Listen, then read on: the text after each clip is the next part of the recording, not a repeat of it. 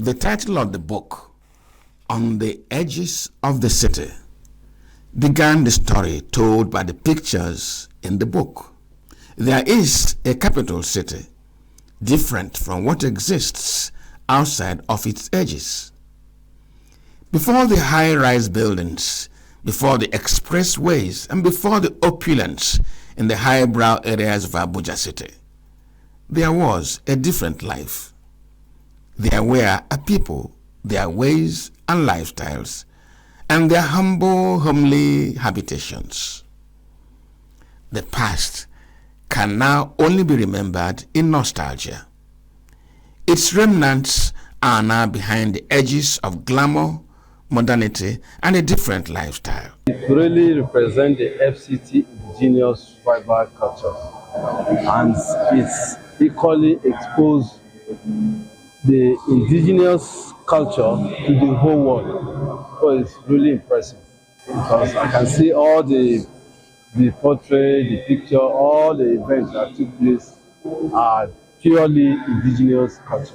35 years after Abuja as a capital city happened on the indigenous people, the author of the book, Paul Nwulu'S, who is a senior director of storytelling program for National Geographic Society, now says the story of the indigenous people of Abuja needs to be told. We know Abuja developed into a city over the past 30 years. Before Abuja became the federal capital, there were people that were the original landlords of Abuja. Unfortunately, those people have been largely ignored over the years. So this year, as part of their 35 years in Nigeria, MacArthur Foundation decided to support a project to tell the stories of those people, their culture, their lifestyle, different things that are important to them, plus their challenges. So they decided to use a unique format of using a photography book.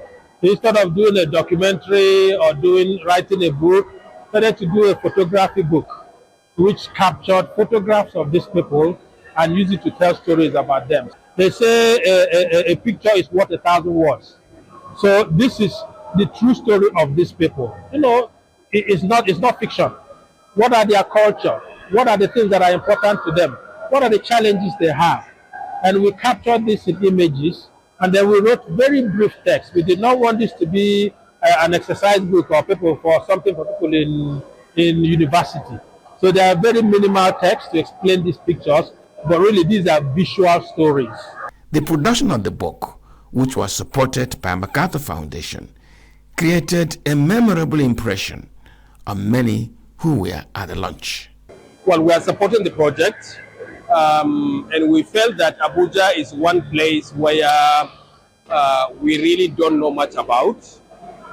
There is no place where you can go like the history, the culture of Abuja is documented.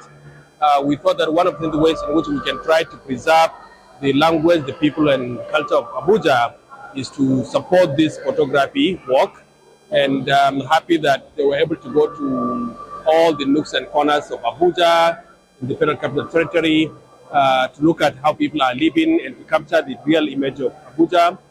We are hoping that we can leave it as a historical documentation, a legacy that will be very helpful to all of us, to be a pride to all of us, so that when people come here to visit Abuja, they can also go and see a place where they can actually feel the impulse of being Abuja, not the big buildings and the skyscrapers and all those big mansions, but that the real people of Abuja are somewhere.